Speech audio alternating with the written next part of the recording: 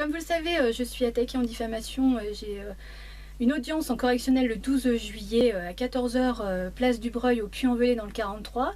Parce que en trait d'union m'attaque en diffamation suite à une vidéo que j'avais faite concernant Mélanie, une maman qui a la même association que moi, qui avait une audience, et du coup j'avais fait une vidéo pour la soutenir, et donc en trait d'union a fait constater cette vidéo par huissier. Autant vous dire que ça vous coûte très très cher, puisque constater une vidéo par huissier de 13 minutes ça coûte environ 2000 € plus 119 € pour m'envoyer la citation directe.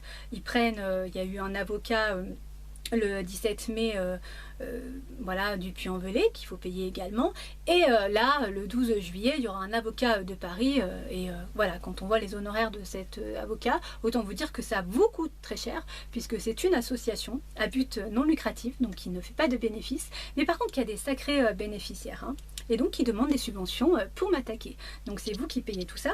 Également, voilà, le 17 mai, ça vous coûte très cher puisqu'il y a la justice à payer, et c'est vous qui payez la justice. Donc il y avait la présidente, vice-présidente, une autre vice-présidente, magistrat honoraire, une greffière et un substitut. Voilà. Donc voilà, tout ça pour décider, par ces motifs, que donc il fixe à 1000 € le montant de la consignation mise à la charge de l'association en trait d'union. Dit que cette somme devra être versée au régisseur du tribunal judiciaire du Puy-en-Velay sous peine de non-recevabilité avant le 17 juin 2020. Ordonne le renvoi de l'affaire à l'audience du 12 juillet 2022 à 14 h devant le tribunal correctionnel du Puy-en-Velay. Voilà.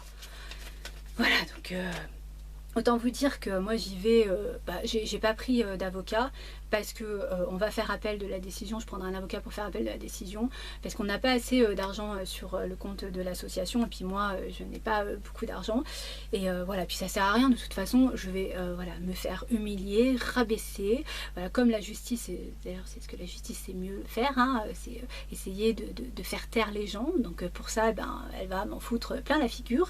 Il y a 3000 décès suite à des décisions judiciaires, donc voilà, une justice, bon, en même temps une justice. Moi, je sais pas, depuis 4 ans que je suis dans tout ça là, je vois pas où est la justice. J'ai pas compris encore où était la justice, parce que des classements sans suite de viol, de violence, j'entends parler que de ça, des pédos qui prennent soit du sursis, soit des bracelets, des proxénètes. Il y avait un élu au Puy-en-Velay qui avait un réseau de proxénétisme, donc qui demandait à des jeunes filles de vendre leur corps pour lui, quoi. Et un élu, donc voilà, c'est quelqu'un qui quand même doit donner l'exemple. Et il a pris 6 mois de prison avec sursis. Voilà, un magistrat qui vendait sa fille sur les réseaux sociaux.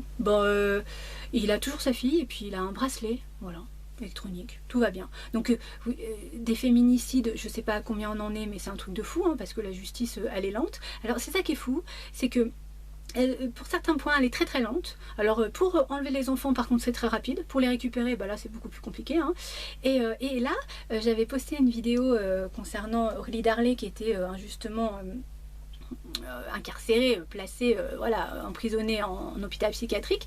Depuis elle est sortie grâce à notre grande mobilisation, et j'avais également dans cette vidéo parlé de Thierry, responsable administratif et financier du conseil départemental, qui m'enlève mes prestations sociales.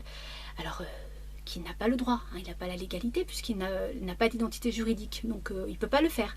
Et je poste la vidéo le samedi, et le mardi ou le mercredi, sur un parking d'une grande surface, je vois arriver les gendarmes qui me disent que je suis convoquée. Alors j'ai pas signé cette convocation puisqu'il n'y avait pas le motif, mais voilà, comme quoi il y en a qu'on dépasse droit, parce que il y a des gens, ils galèrent, voilà, ils portent plainte pour viol, etc. Ça dure 3, 4, 5, 7 ans. Ils ont le temps de bien macérer leur souffrance, et il y en a, ils ont des passe droits. C'est beaucoup plus rapide. Aussi bizarre que ça puisse paraître.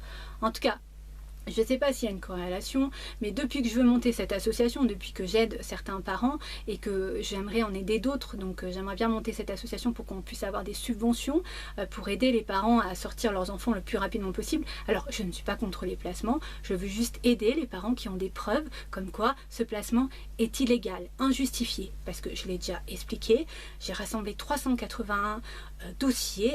J'ai lu les ordonnances. Alors non seulement ces parents ne sont pas violeurs, ni violents, ni addicts à quoi que ce soit, ils ont un casier judiciaire vierge.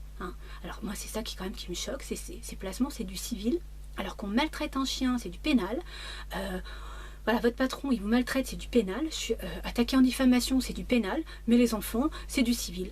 Une suspicion, sans preuve avérée, sans fondement judiciaire, de sous-poids, surpoids, phobie scolaire, retard scolaire, fusion, manque de cadre, conflits parentaux, aussi fou que ça puisse paraître. Et dans ces ordonnances, je lis du faux, usage de faux, vice de forme, vice de procédure, caduc dans le fond et dans la forme, voilà, nul en omission matérielle. Ces gens qui travaillent à l'ASE n'ont pas la délégation, n'ont pas de numéro à délit, donc ils travaillent frauduleusement pour le département, donc ils rendent des rapports qui sont frauduleux, et la juge, elle accepte ces rapports, hein. Vas-y, placement, renouvellement, tout ce que tu veux.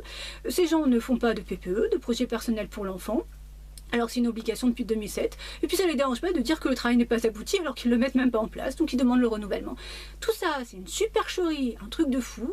Alors aujourd'hui, moi personnellement, que je sois attaquée, que voilà, j'ai bien compris qu'on avait juste envie que déjà je monte pas cette association, hein, parce que c'est vrai qu'on a des résultats, on aide les parents à faire leurs conclusions, enfin on fait ce qu'on peut en tout cas, parce qu'en même temps nul n'est censé ignorer la loi, mais nul n'est censé la connaître. On dit aux parents qu'il faut faire signifier par huissier les conclusions, sinon la juge elle fait comme si elles n'existaient pas, voilà. Voilà, ben, elle ne mentionne pas, vu les conclusions apportées par les parents. Ben non, elle fait comme si ça n'existait pas. On essaye de trouver des psychiatres pour soutenir les parents, parce que souvent ils sont traités de fous, hein, justement, par des fous. Voilà, c'est ça qui est fou, hein, tout est fou. Et on essaye de mettre des suivis psychologiques pour ces enfants, parce qu'ils ont vécu un traumatisme et personne les aide, personne les accompagne. En tout cas, voilà, j'aimerais bien monter cette association qui a un intérêt, hein, pour le département, puisque moi j'ai rencontré le président départemental qui me dit que c'est un manque de moyens. Bah oui, parce qu'un enfant placé, ça coûte entre 300 et 600 euros par jour et par enfant, hein, c'est pas une blague, hein. Donc voilà, nous ce qu'on veut, c'est essayer de sortir les enfants le plus rapidement possible quand c'est possible, hein, vraiment, quand il y a les preuves pour le faire. Et également, la justice se dit surchargée. Bah, nous, on veut essayer de la délester de dossiers, il n'y a pas de souci. Nous, on veut travailler avec ces gens, cette association, elle a un but pour tous. Mais comme par hasard, depuis que voilà, on a des bons résultats et depuis que je veux monter cette association, voilà, je suis attaquée de toutes parts. J'ai bien compris qu'on voulait me faire taire. Donc c'est pour ça que le 12 juillet, je n'irai pas avec une avocate. On n'a pas suffisamment d'argent sur le compte de l'association. Je ferai appel de cette décision et puis je vais attendre la convocation à propos de Thierry, parce qu'il y aura bien sûr une suite à tout ça. En tout cas, moi, ce que je voudrais dire, c'est que je n'ai pas peur d'aller en prison, hein. Vos peurs ne sont pas les miennes. Personnellement, voilà, je ne suis pas complice de ce système, je suis choquée de ce système, et en plus il n'y a pas que moi, hein, qui parle de ces placements qui sont complètement destructeurs. Il y a des rapports qui le disent, il y a eu des reportages qui ont été faits sur les sacrifiés de la République, voilà, les défaillances de l'ASE. 70% des enfants qui vont sortir de là vont être carencés affectivement, instables psychologiquement, beaucoup se tournent vers la drogue, vers l'alcool, vers la prostitution. 40% des SDF sortent de l'ASE. Les terroristes, hein, sortent de l'ASE. Un enfant sur deux au sein de ces placements est mis sous cacheton. Voilà, c'est addictif. C'est tout ça pour toucher, pour faire des dossiers MDPH. C'est une honte. Alors moi, je voudrais dire à Perrine Goulet que quand vous dites que nous, les parents, on crie au complot, moi, je crie pas au complot, hein. Ça c'est clair, hein. Je crie au conflit d'intérêts, parce que ça fait 4 ans qu'on fait des investigations et 4 ans qu'on n'entend que ça. C'est un conflit d'intérêts. La justice est une entreprise, plus elle a de dossiers, plus elle gagne de l'argent. Et pour garder ces dossiers, elle a besoin de l'ASE. Et elle a besoin de ces associations. L'ASE, pour remplir son cahier des charges, elle a besoin de la justice. Et elle a besoin de ces associations. Ces associations, pour remplir leur cahier des charges, ils ont besoin de la justice et de l'ASE. C'est un gros conflit d'intérêts. Donc il n'y a pas de complot, ils sont tous d'accord, hein, de placer, replacer, renouveler les placements, de garder les enfants le plus longtemps possible. Ces enfants qui sont maltraités, qui sont passés de famille d'accueil en foyer, en famille d'accueil, qui voilà, dans des foyers, il faut voir l'insalubrité de ces foyers. Ces familles d'accueil qui ont des fois 5, 6, 7 enfants à s'occuper, c'est surréaliste. Et ces familles d'accueil des fois qui ont été condamnées, hein, pour des choses quand même qui sont surréalistes et qui continuent à être familles d'accueil. C'est une supercherie. Mais tout ça parce que des enfants qui sont détruits, c'est pour ça qu'il y a des enfants qui sont réellement maltraités, qui ne sont pas placés, parce que des enfants détruits, c'est des adolescents en grande difficulté, c'est des adultes voilà, qui ont du mal à se construire affectivement et qui ont potentiellement du mal à être parents puisqu'ils ont manqué de repères affectifs et de repères maternels ou paternels. Donc forcément, ils ont du mal eux-mêmes à être parents. Donc, ils vont faire marcher encore ce système. Voilà. Et c'est pérenne, c'est pérenne. Donc personne n'a l'intention de remettre en question qui que ce soit. Quand j'entends la juge d'instruction et le procureur dire qu'ils ne remettent pas en question une collègue de travail, juge des enfants, qui a tous les droits, même de ne pas respecter les lois et les droits. Donc c'est ça qui est fou. Ouais, mais tout le monde cautionne, tout le monde défend tout ce système parce que une société détruite est une société rentable. Voilà, c'est la seule et unique explication de tout ça. C'est clair. Donc moi, j'ai pas l'intention d'être complice de ça. Et si je dois me faire enfermer, interner ou je sais pas quoi, franchement, je serai pas responsable de ce qui va se passer quand là où je serai, où je serai plus d'ailleurs, d'accord. Donc qu'on vienne pas.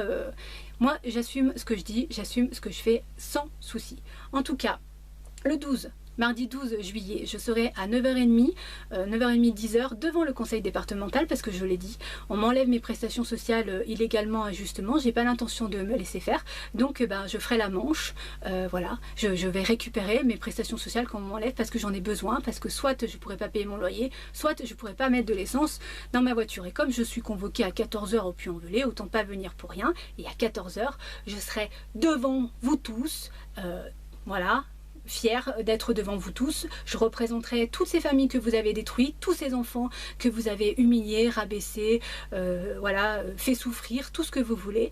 Et je vais vous écouter, m'humilier, me rabaisser à mon tour. Il n'y a pas de souci. Personnellement, je l'ai déjà expliqué, nous on s'est renseigné sur chaque intervenant. Voilà, quand je vois qui travaille à l'intérieur de tout ça, en plus, vous détruisez les autres et vous vous auto-détruisez. C'est ça qui est fou. C'est que voilà, soit vous avez un problème avec la nourriture, soit vous avez un problème avec l'alcool, la drogue, le sexe. Vous êtes complètement voilà, déprimé affectivement, vous devenez névrosé, sadique, des nymphos, des pédos, tout ce que vous voulez. Personnellement, moi je veux bien être jugé, mais alors par des gens qui sont eux-mêmes jugeables. Donc voilà, moi je serai là, voilà. Je ne suis pas d'accord avec ce caractère diffamatoire, je ne suis pas d'accord avec cette accusation, c'est tout ce que j'ai à dire, j'ai rien d'autre à dire, faites ce que vous avez à faire, personnellement j'assumerai, je ferai appel de la décision, il n'y a pas de souci, en tout cas, voilà, je suis contente moi aujourd'hui de pouvoir défendre ces enfants et défendre cette cause qui pour moi est essentielle parce que les enfants c'est l'avenir de ce pays et si on détruit les enfants on détruit l'avenir de ce pays et moi je ne suis pas d'accord de cautionner ça. Voilà, je finirai cette vidéo par faire un petit message à Marine.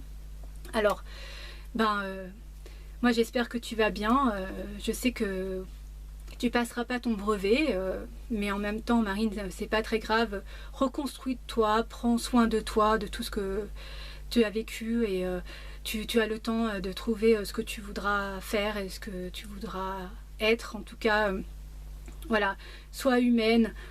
Sois, s'il te plaît, voilà, dans le vrai, dans l'amour, dans la pureté, dans la vérité, tout ce que tu es, tout ce que tu as été, un soleil épanoui de tout et d'un rien. Tu aimais la nature, la peinture, la danse, la musique, tout, voilà, et tourne-toi vers vraiment ça, et tourne-toi aussi vers les bonnes personnes, c'est essentiel, vraiment des personnes qui ont vraiment envie de t'aider, qui ont vraiment envie de t'aimer, avec une vraie sincérité, qui n'ont aucun intérêt de le faire.